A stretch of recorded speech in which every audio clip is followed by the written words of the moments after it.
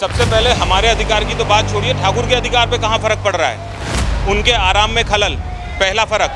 दूसरा, उनकी आय के अंदर हस्तक्षेप। जो वीआईपी दर्शन की पर्ची कटती थी, जो बांके बिहारी मंदिर के आय का स्रोत था और एक लंबे समय से वो स्रोत है, उसको आपने बेवजह बंद करा दिया। निकलवा लीजिए, आप चैनल के माध्यम से निकलवाइए, कहिए डीएम साहब से देंगे, वो सचिव है ना कमेटी के, उस मेंबर है ना, सचिव है, दें उस वीडियोग्राफी को।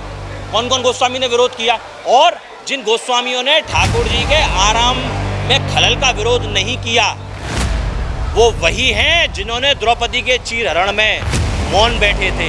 सबकी गर्दन कटी थी, चाहे वो कृपाचार्य हो, चाहे वो गुरु द्रोण हो, चाहे वो पितामह भीष्म हो। जिन जिन ने मर्यादाओं का उल्लंघन किया है और उल्लंघन करने में विरोध नहीं किया, उन सबकी गर्दन कटी थी। जो आपको मंदिर की मान मर्यादा परंपराओं का ज्ञान हो, ये कोर्ट नहीं है कि तुगलकी फरमान लिया और बस साइन करा और ठप्पा लगाया, बोले हो गया। ये ठाकुर जी के साथ का मामला है और उनकी आस्था का मामला है। आपने ठाकुर जी को सजा देने के लिए तो एक बार भी नहीं सोचा। वो वीआईपी ठाकुर जी से भी बड़े हो गए। आप तय कर रहे हैं कि ठाकुर जी कब सोएंगे, आप तय कर रहे हैं कि ठाकुर जी कब जगेंगे, आप तय कर रहे हैं, पर वीआईपीओ के लिए नहीं कर सकते। आप क्यों नहीं कर सकते भाई? बोलो वृंदावन वाले श्री बांके बिहारी लाल की जय। आज मैं मौजूद हूँ वृंदावन बांके बिहारी मंदिर के प्रांगण में।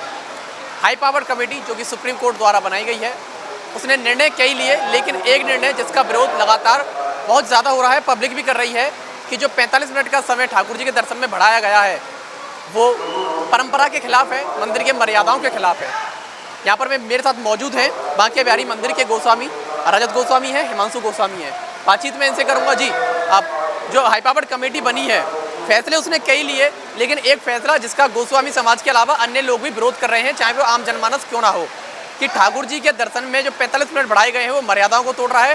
ठाकुर जी के जो शयन में, चाहे निंद्रा में, वो भंग डालेगा। इसको किस तरीके से आप देखते हैं? प्रबंधन कमेटी कहती है कि ये प्रबंधन के अंडर आता है, वहीं आप लोग कह रहे हैं कि ये ठाकुर जी की मर्यादाओं में ये है, खलल डालेंगे। देखिए, जिस तरीके का सुप्रीम कोर्ट का आदेश है, उसमें जो ये हाई पावर कमेटी बनाई गई है, इसमें एक चीज़ बहुत क्लियर कट कही गई है कि गोस्वामियों की सेवा पूजा में किसी तरीके का व्यवधान नहीं डालेंगे आप। जहाँ तक मंदिरों के दर्शनों की समय की बात है, मंदिर के दर्शन संबंधित सेवा अधिकारी गोस्वामी को खोलने होते हैं, और उस दर्शन से ठाकुर जी का श्रृंगार, भोग, राग, आरती, पूजन, उनके पोशाक की व्यवस्थाएं, ये सारी चीज़ें जो हैं वो इन सब चीज़ों के साथ में रेगुलेट होती हैं।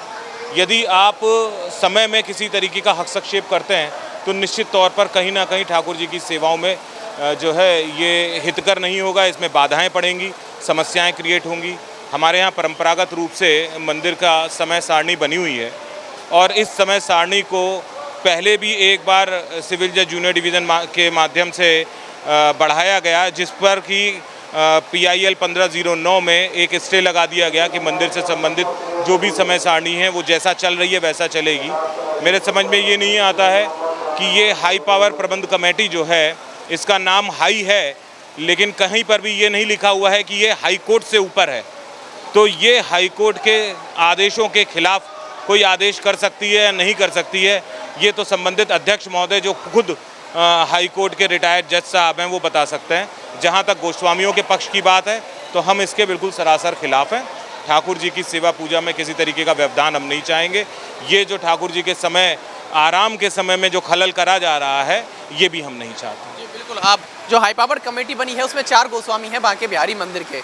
मैं स्पष्ट तौर पर कहूँ तो जो अन्य 3 गोस्वामी हैं, चाहे श्रीवर्धन गोस्वामी हो, चाहे शैलेंद्र गोस्वामी हो, उनका अभी तक कोई भी रिस्पॉन्स सामने नहीं आया, लेकिन दिनेश गोस्वामी खुलकर आ रहे हैं। उनसे जब इस बारे में शिकायत की गई कि 45 मिनट आप दर्शन के समय कैसे बढ़ा सकते हैं, क्यों परंपरा से खिलवाड़ कर रहे हैं, तो वो कहते हैं कि समय हमने बढ़ाया है, लेकिन जो पुराने समय से जो बांके बिहारी मंदिर के जो सेवायत हैं, हम भी हैं, गोस्वामी भी हैं, वो ठाकुर जी के पट पहले जल्दी खोल देते हैं, चाहे वो देरी पूजन के नाम पर हो, चाहे वो आरती के नाम पर हो। पहले से ही समय बढ़ता हुआ आ रहा है, लेकिन हमने बढ़ाया तो वो चीज़ दिख रही है। देखिए, ऐसा है, मुझे नहीं लगता कि दिनेश गोस्वामी जी को पूरी जानकारी है, ना उनको परंपराओं का ज्ञान है, या ना उनको यहाँ की सेवा पूजा का कोई किसी तरीके का ज्ञान है। जो व्यक्ति एक लंबे समय से बाहर रहा हो और यहाँ पर सिर्फ और सिर्फ सेवा के लिए आता हो, और उस सेवा में भी जो है उनको मदद के लिए अपने परिवार की आवश्यकता पड़ती है, तो ये उनकी इस चीज़ को बताता है कि वो कितना सजग हैं ठाकुर जी की सेवाओं को लेकर के। जहाँ तक आपने बात करी देहरी पूजा को लेकर के, तो मैं अपने तरफ से ये स्पष्ट कर देना चाहता हूँ कि देहरी पूजा में दर्शन नहीं खुलते हैं। ठाकुर जी का शयन चलता है और देहरी पूजन बाहर होता है, जो ठाकुर जी अभी जहाँ से दर्शन दे रहे हैं उस देहरी पर। और ये आज से नहीं हो रहा है, परंपरागत रूप से हो रहा है। और ये वरन केवल बांके बिहारी मंदिर की परंपरा नहीं है, अगर आप देखेंगे तो ये देहरी पूजन पूरे ब्रजमंडल और मैं कहूँगा पूरे उत्तर भारत की ये परंपरा है। आज भी हमारे यहाँ से जो घर से लेडीज़ हैं वो सुबह उठ कर के अपने अपने घरों से इस देहरी को पूजने के लिए आती हैं और अपने साथ जल लेकर आती हैं। जल ला करके उस देहरी को जो है अभिषेक करती हैं, जो भी उनको मंत्र जाप करना होता है मन ही मन वो मंत्र जाप करके उस स्वास्तिक बनाकर देहरी पे प्रणाम करके फिर अपने घरों को जाती हैं और उसके बाद में जो है अपने घर की देहरी को धोती हैं। ये परंपरा का हिस्सा है। तो जिस व्यक्ति को मंदिर की परंपराओं का ज्ञान नहीं है, उनके कहे हुए किसी भी वक्तव्य को मैं जो हूँ सीरियसली नहीं लेता हूँ। तो अन्य जो 3 गोस्वामी हैं वो क्यों नहीं इसका विरोध कर रहे हैं, जो कमेटी में है उनका रिस्पॉन्स अभी तक क्यों नहीं सामने आ रहा? इसके बारे में आपको उनसे पूछना चाहिए कि उनका ऐसी कौन सी बंदिशें हैं। जहाँ तक मुझको ये समझ में आ रहा है या जो मुझे सुनाई पड़ा है, इसके लिए मेरे पास कोई साक्ष्य नहीं है, लेकिन जब बाकी यहाँ के गोस्वामियों ने उनसे ये कहा कि भाई आप समाज के लिए क्यों नहीं बोलते हैं, तो उनका वक्तव्य ये है कि समाज ने हमको जो है चुन करके नहीं भेजा है। चुन करके जिनको भेजा था हमारा तो जो है सिलेक्शन हुआ है, यहाँ इलेक्शन के थ्रू नहीं भेजा है। और ये बात बहुत विशेष तौर पर समझने योग्य बात है कि सुप्रीम कोर्ट का आदेश ये कहता है कि 400 गोस्वामियों के लिए 4 लोग रिप्रेजेंट होंगे, जो मंदिर की व्यवस्था और प्रबंधन के लिए जो है अपने अधिकारों का प्रयोग करते हुए संबंधित गोस्वामी जनों का 400 लोगों का प्रतिनिधित्व करेंगे। लेकिन अगर 400 लोगों ने उन्हें चुना ही नहीं है तो वो प्रतिनिधित्व किसका कर रहे हैं? ये प्रश्न तो उनसे पूछना चाहिए कि उनके रहते सहते इस तरीके के आदेश पारित हो रहे हैं, उन्होंने क्या किया? क्यों नहीं इस पर सवाल क्वेश्चन पुटअप करे गए? क्यों नहीं हाई कोर्ट के आदेशों की जो है उनको बताया गया कि इस तरीके के हाई कोर्ट के आदेश हैं? कैसे उन्होंने सहमति दे दी? ये तो बिल्कुल गलत है, क्योंकि वो भी गोस्वामी समाज से संबंधित हैं और एक लंबे समय से यहाँ रह रहे हैं और यहाँ की सेवा पूजा कर रहे हैं। इन 3 लोगों में से, चौथे की तो मैं गिनती ही नहीं करता हूँ समाज में, लेकिन 3 लोगों में से जो एक व्यक्ति हैं वो यहाँ के अपने आप में एक बहुत बड़े सिंगारी हैं। उन्होंने मुझे भी श्रृंगार सिखाया हुआ है। इसका मतलब समझिए कि हम लोगों की दीक्षा शिक्षा जब होती है तो वो चरणवाद तरीके से होती है, उसमें से श्रृंगार एक चरण है। उस चरण को सिखाने का अधिकार श्रृंगारी गुरु का होता है। और वो गुरु अगर आज शांत बैठे हैं, क्योंकि उनसे अच्छा मंदिर की परंपराओं के विषय में कोई नहीं जानता, और वो आज अगर शांत बैठे हैं तो किस कारणवश शांत बैठे हैं? कहीं ऐसा तो नहीं कि किसी सरकारी दबाव के अंतर्गत या कोई ऐसा दबाव उनकी छाती पे लद गया है कि वो बोल नहीं पा रहे हैं यहाँ पर और ठाकुर सेवा से विमुख होते चले जा रहे हैं और गोस्वामी परिवार से विमुख होते चले जा रहे हैं। एक ही ऐसा व्यक्ति हमारे कुल को नाश करने के लिए काफ़ी था। अब ये जो 3 आ गए हैं, क्या ये भी कुल नाश में भागीदार होंगे? क्योंकि अगला चरण उस एक आदमी का यहाँ के ब्रजवासियों के साथ में है।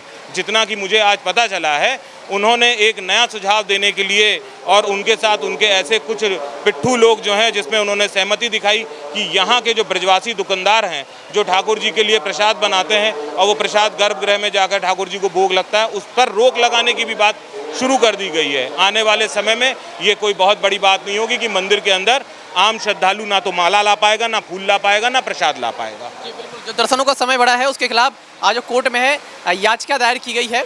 लेकिन अन्य भी चीज़ों पर बात मैं करना चाहूँगा, आज जैसे कि बांके बिहारी मंदिर की लाइव स्ट्रीमिंग, दर्शनों की लाइव स्ट्रीमिंग बाहर होगी ताकि श्रद्धालु दर्शन कर सकें, क्या ये भी मर्यादा के खिलाफ जा रहा है? बहुत साफ साफ यहाँ बाहर बोर्ड पर लिखा हुआ है कि मंदिर के अंदर किसी भी तरीके का फ़ोन, कैमरा, मोबाइल वो जो है प्रतिबंधित है। अगर उसके बावजूद यहाँ पर इस तरीके की लाइव स्ट्रीमिंग हो रही है तो इस हाई पावर मैनेजमेंट कमेटी का कार्य ये है कि जो नियम टूट रहे हैं उन नियमों को पहले बढ़ाएं, ना कि तोषक खाने को खुलवाने की चेष्टा करना शुरू कर दें। जो कार्य करने वाले हैं वो तो करे नहीं जा रहे हैं, बेमतलब की चीज़ों पर जो है अपना समय व्यर्थ कर रहे हैं। तरीका ये था कि ये पीछे का हॉल था, ये हॉल इतने समय से जो है यहाँ पर ऐसे ही बेकार पड़ा हुआ है। ये नहीं कि इस प्रबंध कमेटी को द्रुत गति से कार्य करते हुए इस हॉल को मुख्य हॉल के साथ जोड़ देते ताकि पब्लिक के लिए राहत मिलती। मंदिर को सेंट्रलाइज कराने की बात चल रही थी जिस पर कोर्ट का आदेश है, और इस वजह से सेंट्रलाइज कराने की बात चल रही थी कि पब्लिक को आने जाने के में किसी तरीके की दिक्कत ना हो, मंदिर के अंदर धम घुटने की कोई समस्या ना हो। इसके लिए सारे सर्वे पूरे कर दिए जाते हैं। लेकिन इस हाई पावर कमेटी के आते ही वो कोर्ट के आदेशों को नकार करके और जो श्रद्धालु इस पूरे आयोजन को कर रहा था, पूरे मंदिर को सेंट्रलाइज करा रहा था, उस पर भी रोक लगा दी गई। क्यों रोक लगा दी गई भाई? अब आपकी सेवा भाव कहाँ चला गया? क्यों आपने रोक लगाई? आज यहाँ पर इतनी उमस है, अभी कनागत चल रहे हैं, आज ख़त्म हुए हैं। नवरात्र में भीड़ नहीं होगी, लेकिन नवरात्र के बाद तुरंत भीड़ शुरू हो जाएगी। जिस तरीके की उमस का माहौल चल रहा है, अगर यहाँ कोई दुर्घटना घट जाती है तो कौन जिम्मेदार है? चरणबद्ध तरीके की आप बात कर रहे हैं। आखिरी प्रश्न आपसे पूछूंगा, फिर मैं आगे जाऊंगा। चरणबद्ध तरीके से पहले कॉरिडोर आया, फिर न्यास ट्रस्ट आया, फिर इसके खिलाफ कोर्ट में गए, दोनों ही चीज़ रुकी, फिर सुप्रीम कोर्ट ने हाई पावर्ड कमेटी बनाई। कमेटी बनने के बाद ऐसा क्या लगता है, ऐसे कौन से सेवायतों के अधिकार हैं जिन पर असर अब तक पड़ा है कमेटी बनने के बाद? क्या आपको लगता है कि कोई ना कोई फ़र्क पड़ा है? कोई एक फ़र्क आप बताएं जो आपके अधिकारों पर पड़ा। सबसे पहले हमारे अधिकार की तो बात छोड़िए, ठाकुर के अधिकार पे कहाँ फ़र्क पड़ रहा है? उनके आराम में खलल, पहला फ़र्क। दूसरा, उनकी आय के अंदर हस्तक्षेप। जो वीआईपी दर्शन की पर्ची कटती थी, जो बांके बिहारी मंदिर के आय का स्रोत था और एक लंबे समय से वो स्रोत है, उसको आपने बेवजह बंद करा दिया। अगर आपको बंद कराना था तो समूचे वीआईपी को बंद कराते। आपने अपने आदेश में कहीं ये नहीं लिखा कि कौन वीआईपी है, कैसे आएगा, कहाँ सूचना होगी, कि जिला प्रशासन सूचना देगा तब वो वीआईपी बंद कराएगा, या बाहर पर गेट नंबर 5 पर लगे हुए 15 से 20 जो है पुलिस वाले, वो किसी को भी वीआईपी बना करके अंदर वीआईपी में ले जाएंगे। ये एक तरफा कार्रवाई चल रही है, इनका कोई फ़ायदा नहीं है। ये सिर्फ और सिर्फ लोगों में भ्रम की स्थिति को पैदा करना, गोस्वामियों के अधिकारों का दमन करना और उसके बाद में फिर आने वाली पब्लिक के अधिकारों का दमन करना, ये हो जाएगा यहाँ पर। आगे चलता हूँ, मैं हिमांशु गोस्वामी से बात करता हूँ। मंदिर की लाइव स्ट्रीमिंग की बात की, लेकिन बात ये भी निकल कर आ रही है जो मंदिर के सेवायत हैं उनके लिए एक ड्रेस कोड भी लागू किया जाएगा। देखिए, लाइव स्ट्रीमिंग के लिए मैं आपको बताऊं, ऑनरेबल हाई कोर्ट ने इस लाइव स्ट्रीमिंग के ऑर्डर को स्टे कर रखा है। ये देश जो है कोर्ट के आदेश के नीचे आता है, ठीक है। आप ये समझिए कि अगर कोर्ट के आदेशों की अवहेलना होगी तो रूल ऑफ लॉ ख़त्म हो जाएगा। कोर्ट के आदेशों को फिर कौन मानेगा? कोर्ट ने एक ऑर्डर किया कि लाइव स्ट्रीमिंग मंदिर की नहीं होगी, दर्शनों के समय में इंटरफेरेंस नहीं होगा, उसको आप एक साइड करके अपना एक आदेश ले आते हैं। और आपको पावर क्या है? ठाकुर जी के दर्शनों की व्यवस्था करना आपका पावर के अंदर आता है। ठाकुर जी दर्शन, आप ठाकुर जी को दर्शन कितने बजे ठाकुर जी दर्शन देंगे, ये ठाकुर जी को आदेश देने वाले आप कोई नहीं होते। हाई पावर कमेटी क्यों ना हो, ठाकुर जी से ऊपर कोई भी नहीं है। आप ठाकुर जी को आदेश देंगे कि आपको इतने बजे तैयार होकर बैठ जाना है, मतलब आप तो भगवान से भी ऊपर हो गए। तो क्यों ना आपका ही मंदिर बनवा दिया जाए, आप ही उसमें दर्शन दे दीजिए लोगों को। इससे अच्छा तो ये है कि आप लोगों को दर्शन देना शुरू कर दें, वो बेटर रहेगा। आप भगवान को आदेश देंगे, आप हमारे ठाकुर जी की परंपराएं तोड़ेंगे। आप ठाकुर जी को ये बताएंगे कि आपको इतने बजे उठना है, इतने बजे सोना है। आप ठाकुर जी की लीलाओं में इंटरफेरेंस करेंगे। आप ब्रज के जो रस है, भक्ति का जो रस है, उसको ख़त्म कर देंगे। आप कौन होते हैं इसको करने वाले? और उड़ाने ये देते हैं कि गोस्वामी करते हैं। अरे भैया, आप अगर व्यवस्थाएं मंदिर में ख़राब हैं तो ऑनरेबल सुप्रीम कोर्ट ने आपको भेजा है ना कि व्यवस्थाएं ठीक कीजिए। ये तो वही वाली बात है कि अगर कोई पुलिस वाला मारेगा तो वो एनकाउंटर, नॉर्मल आदमी मार देगा तो वो मर्डर। ये कोई तरीका थोड़ी ना हुआ, गलत चीज़ को अटैक थोड़ा ना कर लेंगे। खजाने को खोलने की बात हो रही है कि एक कमरा है उसमें खजाना है, उसको भी खोला जाएगा। देखिए, कोई खजाना पता नहीं कौन कह रहा है खजाना खजाना खजाना नहीं निकला तो वो देंगे अध्यक्ष जी अपनी जेब से खजाना। हमारे मंदिर को जो बदनाम करने का षड्यंत्र चल रहा है। हमारे ठाकुर जी पहले रसिकों के नाम से जाने जाते थे, आज विवादों के नाम से जाने जाते हैं। हमारे ठाकुर जी को बदनाम करने का जो षड्यंत्र चल रहा है, खजाना निकलेगा खजाना निकलेगा, किसी ने देखा है वो खजाना? किसने कह दिया वो खजाना है? मैं आपके माध्यम से सबसे पूछना चाहता हूँ, कौन कह रहा है वो खजाना है? वो 4 मेंबर जो मंदिर की तरफ से मंदिर को रिप्रेजेंट कर रहे हैं, जो अधिकारियों ने चुन लिए हैं, अगर खजाना नहीं निकला तो अपनी जेब से देंगे वो खजाना? बता दें कितना खजाना है उसके अंदर। अरे हमारे ठाकुर की जो चीज़ें हमने नहीं खोली उनको आप देखेंगे। आपको सुप्रीम कोर्ट ने कहा था दर्शनार्थियों की व्यवस्था करने के लिए, आपसे कहा था पानी पिलवाइएगा। आप देखिए घूम के चारों तरफ कोई पानी पिला रहा हो तो ऑनरेबल सुप्रीम कोर्ट की ने जिस ऑर्डर को किया है, कमेटी बनी है जिससे, उसके ऑर्डर के कंटेम्प्ट कर रहे हैं आप। ऑनरेबल हाई कोर्ट के ऑर्डर की कंटेम्प्ट कर रहे हैं आप, डिस्ट्रिक्ट कोर्ट के ऑर्डर की कंटेम्प्ट कर रहे हैं आप। ये हाई पावर कमेटी है कि हाई कंटेम्प्ट कमेटी है? मेरा तो सवाल यही है। इनका केवल एक ही रास्ता है कि सरकार की मंसूबे जो हैं मंदिर का अधिग्रहण करने के, जो ऑनरेबल सुप्रीम कोर्ट ने स्टे कर दिया है, उसको पूरा कैसे किया जाए। अरे भाई, आपने एक सब कमेटी बना दी कॉरिडोर बनाने के लिए। अरे कमाल कर दिया। आपको भेजा दर्शन की व्यवस्था बनाने के लिए कि कॉरिडोर बनाने के लिए? आप जो है चरणबद्ध तरीके से सरकार के मंसूबों को पूरा करते चले जा रहे हैं, तो इसका मतलब क्या समझें हम? ऑनरेबल सुप्रीम कोर्ट के ऑर्डर की कंटेम्प्ट कर रहे हैं आप, जिससे आपको पावर मिली है। ऑनरेबल सुप्रीम कोर्ट ने आपको बोला था कि आप जाकर दर्शनों की व्यवस्था ठीक कीजिए, तो भैया जो चीज़ खराब है उसको ठीक करेंगे ना, खराब को एडॉप्ट थोड़ा ना कर लेंगे। वीआईपी पर्ची बंद कर दी, अरे वीआईपी दर्शन बंद कर दीजिए ना, ताकत हो तो करके दिखाइए हमको। उस पर भी हम विचार करेंगे, उसे भी जल्द। वाह, ठाकुर जी पे तो विचार करने की भी आवश्यकता नहीं है आपको। ठाकुर जी को सजा दे दी आपने, 45 मिनट बढ़ा दिया आपने। बल्कि मैं तो कह रहा हूँ गलत बोल रहे हैं 45 मिनट, 1.5 घंटा सुबह 1.5 घंटा शाम को, 3 घंटे बढ़ा दिए ठाकुर जी के दर्शन की व्यवस्था में। आपने ठाकुर जी को सजा देने के लिए तो एक बार भी नहीं सोचा। वो वीआईपी ठाकुर जी से भी बड़े हो गए। आप तय कर रहे हैं कि ठाकुर जी कब सोएंगे, आप तय कर रहे हैं कि ठाकुर जी कब जगेंगे, आप तय कर रहे हैं, पर वीआईपीओं को लिए नहीं कर सकते। आप क्यों नहीं कर सकते भाई? आप करिए ना, ताकत दिखाइए अपनी, मना कर दीजिए अपने अधिकारियों को, मना कर दीजिए अपने नेताओं को कि बिल्कुल नहीं आए मंदिर में। समानता से होना चाहिए। देखा भी जाता है कि जब कोई बड़ा वीआईपी आता है, चाहे वो मुख्यमंत्री क्यों ना हो, चाहे कोई भी बड़ा वीआईपी हो, जनप्रतिनिधि क्यों ना हो, चाहे अधिकारी क्यों ना हो, आते हैं तो जब मंदिर में कुछ देर के लिए श्रद्धालुओं को रोक दिया जाता है। लेकिन यहाँ पर प्रश्न मैं ये पूछना चाहूँगा, 400 गोस्वामी हैं मंदिर में, लेकिन जो दिनेश गोस्वामी हैं जो सबसे ज़्यादा हाईलाइट हुए हैं, वो विमुख क्यों हैं अपने समाज से? वो साहब कहते हैं कि 399 एक तरफ और मैं एक अकेला एक तरफ, वो क्यों विमुख हैं? देखिए उनकी तो वो जान है, मेरा मानना है, मैंने अपने बचपन से उनको बाहर देखा है। जिस समय मंदिर के अंदर दर्शनों की व्यवस्था करनी थी, जिस समय मंदिर के लिए संघर्ष करना था, उस समय तो वो नहीं आए। कड़वा है पर सच है। तब तो वो आय का स्रोत खोजने बाहर चले गए, चाहे वो कहीं रहे हों बाहर। और अब उनको लग रहा है कि अब मैं व्यवस्थाएं करूंगा। मैं आपके चैनल के माध्यम से सबसे पूछना चाहता हूं, वो कहते हैं कि मैं लड़ा, दिखाएं ना कहाँ लड़ा। एक एप्लीकेशन तो होगी उनकी कोर्ट में कि हम दर्शनार्थियों के लिए लड़े, कि अपने अधिकारों के लिए लड़े, कि कमेटी के लिए लड़े, दिखाएं तो सही। केवल कह देने से लड़ाई हो जाती है क्या? ऑनरेबल सुप्रीम कोर्ट में मेरे नाम से एप्लीकेशन है, रजत गोस्वामी जी खड़े हैं, इनके नाम से एप्लीकेशन है, घनश्याम जी के नाम से एप्लीकेशन है, और गोस्वामियों के नाम से एप्लीकेशन, उनके नाम से एक एप्लीकेशन दिखा दें तो उन्होंने कहाँ बताया? उनकी एक ही एप्लीकेशन है कि मुझको मेंबर बना दीजिए। एक ही एप्लीकेशन है आज तक के इतिहास में। अगर मंदिर का इतिहास 500 साल का है तो उस इतिहास में केवल एक एप्लीकेशन है कि मुझको मेंबर बना दीजिए। तो पावर जनरेट करने के लिए आए हैं क्या आप? और कह रहे हैं कि हम ठाकुर जी के भक्तों की व्यवस्था करेंगे। ऑनरेबल सुप्रीम कोर्ट ने कहा था पानी पिलवाइए, कहाँ है? दिखा दीजिए मुझको पानी पिलने की व्यवस्था। कहीं नहीं है। तोशा खाना खुलवा रहे हैं, ठाकुर जी के खजाने को देख रहे हैं। अरे साक्षात नारायण खजाना खड़े हैं हमारे सामने, उनको देखें ना। उनको तो सजा दे दी है। क्यों? कि पैसा कमाने की जगह है क्या मंदिर? ज़्यादा सब दर्शन खुलवाएंगे आप तो ज़्यादा पब्लिक आएगी, ज़्यादा सरकार को जीएसटी मिलेगा, ज़्यादा सरकार को टोल मिलेगा, पर व्यवस्था देने के नाम पे कुछ नहीं है।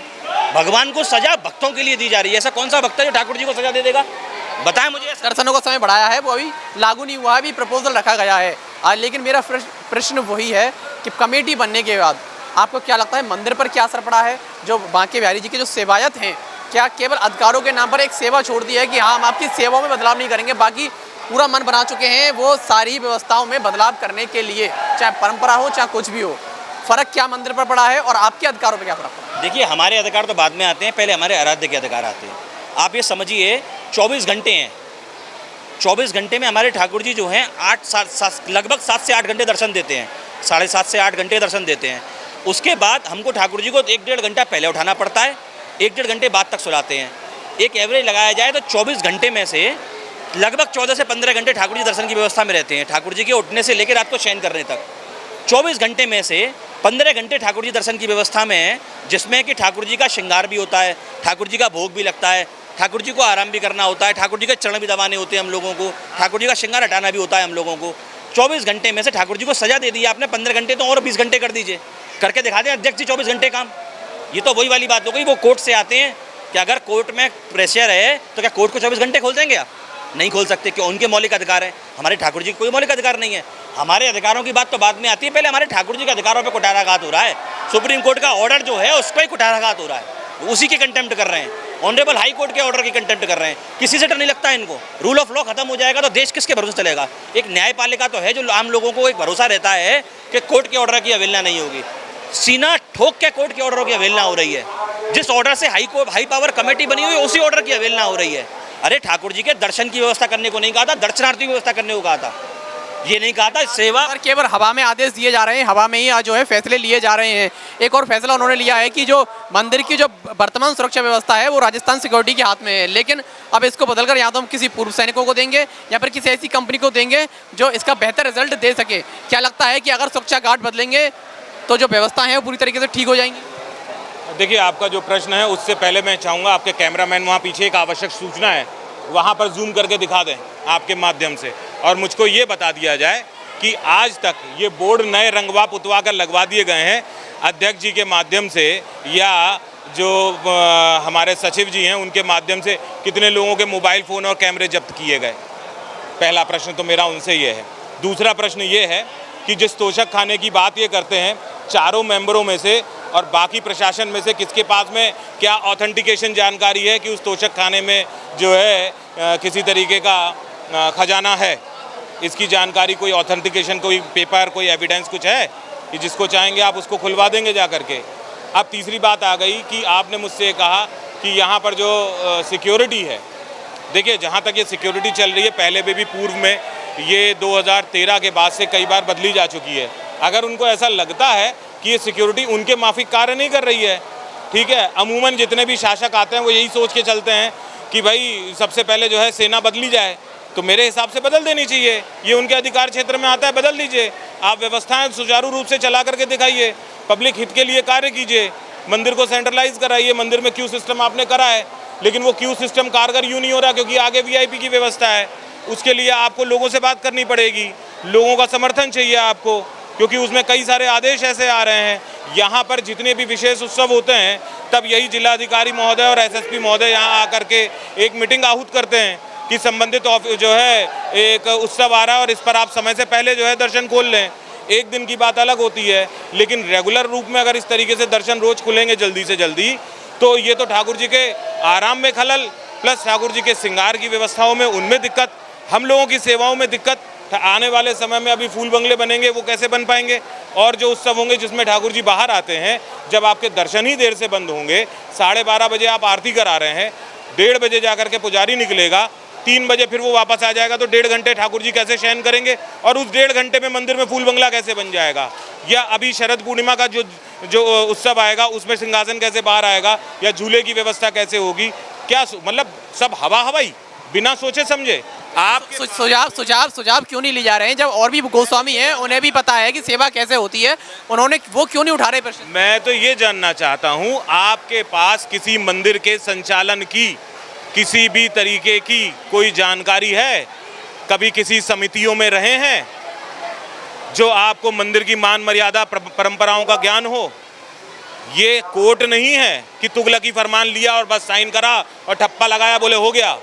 ये ठाकुर जी के साथ का मामला है और उनकी आस्था का मामला है, ठीक है ना। और इस देश का कानून सबके लिए इक्वल है, सबकी आस्थाओं के साथ में वो जो है एक समान अधिकार देता है, संविधान हमारा ये कहता है। यही कारण है कि आज वक्फ बोर्ड पर जो है स्टे लगा दिया मैक्सिमम चीज़ों पर। तो अब क्या हम अपने ही देश में बहुसंख्यक हो करके अपनी ही सरकार के खिलाफ कोर्टों में जाना शुरू करें कि साहब हमारे मौलिक अधिकारों के साथ छेड़खानी हो रही है? इसके लिए क्या करें? कोई समझने को तैयार नहीं है।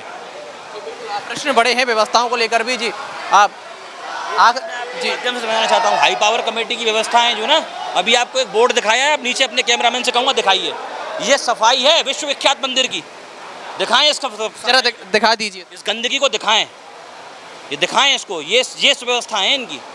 आप वहाँ जाके देखिए कितनी गंदगी है मंदिर के अंदर।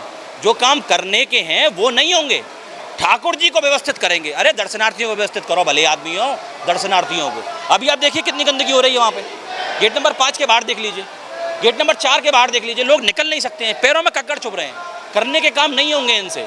ठाकुर जी पे लुट गए हैं, ठाकुर जी का खजाना देख लो, ठाकुर जी को दर्शन बढ़ा दो, ठाकुर जी को कष्ट दे दो, ठाकुर जी को सजा दे दो। क्यों? क्योंकि ठाकुर हमारा भोला बाला है, ठाकुर हमारा बालक है।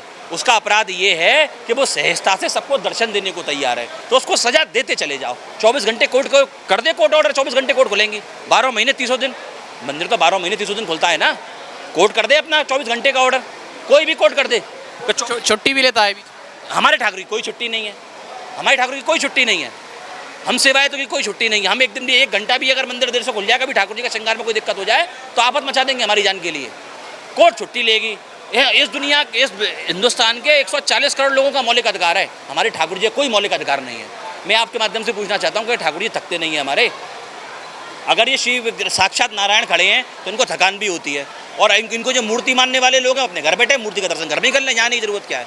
हमारे ठाकुर जी को क्यों कष्ट दिया जा रहा है? क्यों सरकार की रेवेन्यू जनरेट करने के लिए हमारे ठाकुर जी का इस्तेमाल किया जा रहा है? मंदिर पैसा कमाने की जगह नहीं है, फिर कह रहा हूँ, मंदिर पैसा कमाने की जगह नहीं, लोगों की आस्था की जगह है। ठाकुर जी ड्रेस कोड लागू कर देंगे। ड्रेस कोड कहाँ होता है? जहाँ एक व्यवस्थित तरीके से चला होता है। हम इस चीज़ का स्वागत करते हैं कि ड्रेस कोड लागू करें, हम इस चीज़ मर्यादा में रहने का स्वागत करते हैं, पर हमारे ठाकुर जी की मर्यादाएं तुरंत चले जाएंगे क्या इसके नाम पे? किसके आदेश से आपने ये सब काम कर रहे हैं? ऑनरेबल सुप्रीम कोर्ट ने कहा है सेवा व्यवस्था, भोग व्यवस्था, दर्शन व्यवस्था हम देखेंगे, सेवायत गोस्वामी देखेंगे। आपने उन पर ही कुठाराघात करना शुरू कर दिया। आप तो सीधे सीधे मंदिर की व्यवस्थाओं में, ठाकुर जी की परंपराओं में इंटरफेरेंस करना शुरू कर दिया। कोई प्रश्न चिन्ह आप उठा रहे हैं, ऐसे ही प्रश्न चिन्ह वो 4 गोस्वामी भी उठा सकते हैं, क्योंकि वो भी सेवा करते हैं, तो उन्हें भी पता होना चाहिए कि ये अड़चनें बीच में आएंगी, तो वो क्यों नहीं ये प्रश्न चिन्ह उठा रहे हैं, तो क्या उनकी सुनी नहीं जा रही?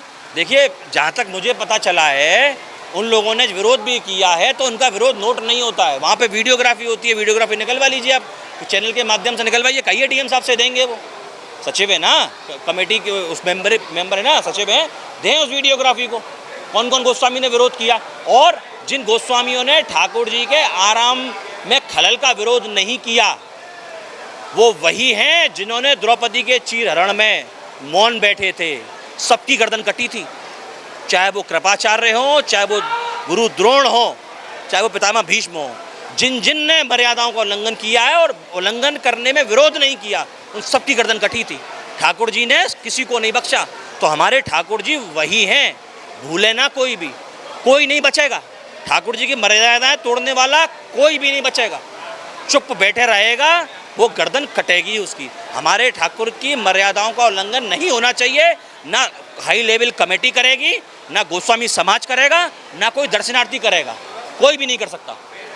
ठाकुर जी से बड़ा कोई है नहीं, और ठाकुर जी के मंदिर के लिए जो व्यवस्थाएं की जा रही है, उसमें आवश्यक है कि कमेटी भी इन लोगों का सुझाव ले, इनसे पूछे कि आखिर आप जो फैसला ले रहे हैं, क्या उस फैसले को लेना सही है, उसमें बीच में क्या अड़चनें आएंगी, और अड़चनें आएंगी तो कैसे दूर किया जाए।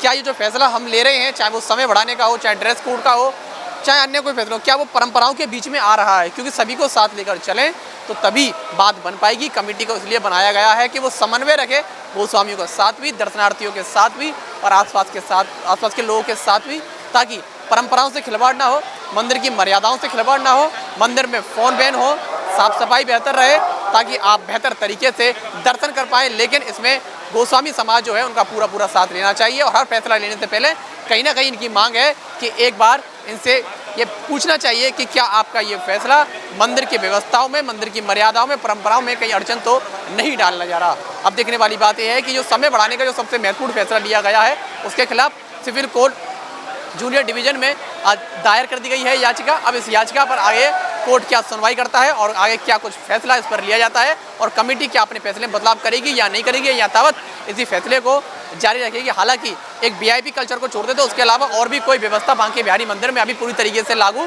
नहीं हुई है। केवल प्रपोजल सभी के चल रहे हैं, वो प्रपोजल कब तक जमीन पर उतरते हैं और उतरते भी हैं या नहीं, वो आने वाला समय बताएगा। फिलहाल के लिए इतना ही। अपने सहयोगी आकाश शर्मा के साथ मैं अनुज Bhardwaj, Vrindavan. Welcome to Lloyd Institute of Engineering and Technology, the premier engineering institute that has been a part of the prestigious Lloyd Group of institutions for over 20 years. At LIET, we believe that education is not just about earning a degree but also about building a career. With our advanced classrooms, state-of-the-art infrastructure, and highly experienced faculties, we offer an environment that fosters learning and innovation. And with our highest placement record of 30 lakh and get access to over 2,900 plus companies, we ensure that our students get the best opportunities to kickstart their careers. Join us and embark on a journey of education excellence and career success at Lloyd Institute of Engineering and Technology.